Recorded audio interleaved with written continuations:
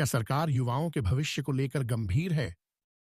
मैं हूं हम्माद और हां, मैं सिर्फ 14 साल का हूं, लेकिन एज मायने नहीं रखती जब बात हमारे करियर और ड्रीम्स की हो।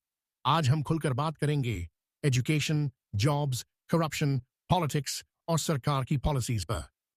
अगर आप अपने फ्यूचर को लेकर चिंतित हैं, तो इस वीडियो को अंत तक देखें। हम सिर्फ कंप्लेन नहीं करेंगे, बल्कि सॉल्यूशंस भी निकालेंगे।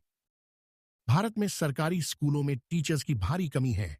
रिसोर्सेज की कमी के कारण छात्रों की स्टडीज प्रभावित होती हैं। वहीं प्राइवेट कॉलेजेस की फीस इतनी ज्यादा है कि गरीब और मिडिल क्लास के छात्रों के लिए हायर एजुकेशन पाना मुश्किल हो जाता है। भारत में 10 लाख से ज्यादा टीचर्स की कमी है। एजुकेशन मिनिस्ट्री 2023 ओईसीडी रिपोर्ट के अनुसार कई भारतीय छात्र सिर्फ प्राइमरी एजुकेशन तक ही पहुंच पाते हैं। डिग्री लेने के बाद भी युवाओं को जॉब्स नहीं मिल रही।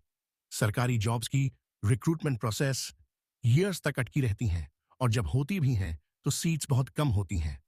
प्राइवेट सेक्टर में सैलरी इतना कम है कि उससे ठीक से सर्वाइव करना मुश्किल हो जाता है। आईएलओ रिपोर्ट 2004 के अनुसार हाईली एजुकेटेड यूथ को भी उनकी स्किल्स के अनुसार जॉब्स नहीं मिल रही हैं। रेलवे और एसएससी एग्जाम्स में लाखों लोग अप्लाई करते हैं, लेकिन वैकेंसीज सिर्फ कुछ हजार ही होती हैं। हर साल हजारों छात्रों की हार्डवर्क बेकार जाती है, क्योंकि एग्जाम पेपर्स लीक हो जाते हैं। पैसे देकर सीट्स खरीदी जाती हैं, जिससे डिजर्विंग स्टूडेंट्स का फ्यूचर बर्बाद हो जाता है। फैक्ट, 2024 में NEET UG, UGC NET, BPSC जैसी कई एग्जाम्स में पेपर लीक हुआ। इन्वेस्टिगेशन की बात होती है, लेकिन कोई स्ट्रिक्ट एक्शन नहीं लिया जाता। देश में ऐसे कई लीडर्स हैं जिनकी एजुकेशन बहुत कम है, लेकिन वे बड़े बड़े डिसीजंस लेते हैं। वहीं आईआईटी, आईआईएम और अदर प्रेस्टिजियस इंस्टीट्यूशंस से पढ़े लिखे युवा जॉब्स की क्यू में खड़े हैं और स्ट्रगल कर रहे हैं। फैक्ट, 2024 के लोकसभा इलेक्शंस में कई मेंबर्स की एजुकेशन क्वालिफिकेशन 10वीं और 12वीं से कम थी। सरकार को एजुकेशन सिस्टम में हायर बजट एलोकेशन करना होगा। सरकारी स्कूलों में टीचर्स की अवेलेबिलिटी बढ़ानी होगी और हायर एजुकेशन को अफोर्डेबल बनाना होगा। अदर कंट्रीज एग्जाम्पल, फिनलैंड में प्रैक्टिकल लर्निंग पर फोकस किया गया, जिससे वहां की एजुकेशन सिस्टम दुनिया में सबसे बेस्ट बन गई। गवर्नमेंट रिक्रूटमेंट प्रोसेस को फास्ट और ट्रांसपेरेंट बनाना होगा।